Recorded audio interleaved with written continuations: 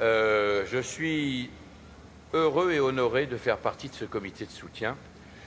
Mon amour du vin est un secret de polichinelle. Et je pense que quand on boit, je l'ai déjà dit 10 fois, mais je le redis là ce soir, quand on boit du vin, on boit l'humanité. Et quand on boit l'humanité, on boit d'abord l'âme de ceux qui ont fait ce vin. On boit une géographie.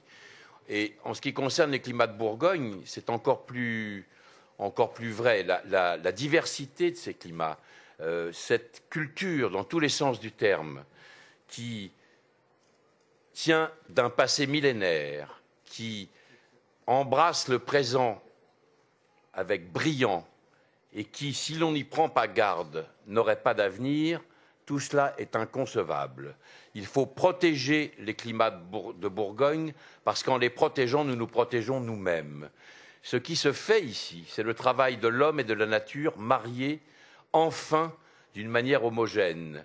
Ni l'un ni l'autre ne se veulent du mal, les deux travaillent en bonne intelligence et ils produisent ce nectar admirable qui m'émerveille de plus en plus chaque jour.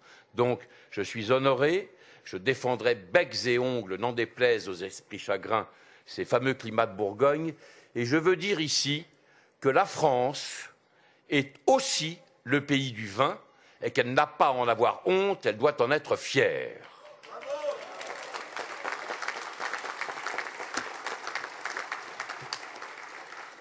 Quand tu entends vanter les climats de Bourgogne, passant, ne lève pas ton regard météo, admire, les yeux baissés, la terre vigneronne, au climat tracé par les moines de Cîteaux. Ce petit quatrain joli a été écrit par Bernard Pivot, qui est le président du comité de soutien.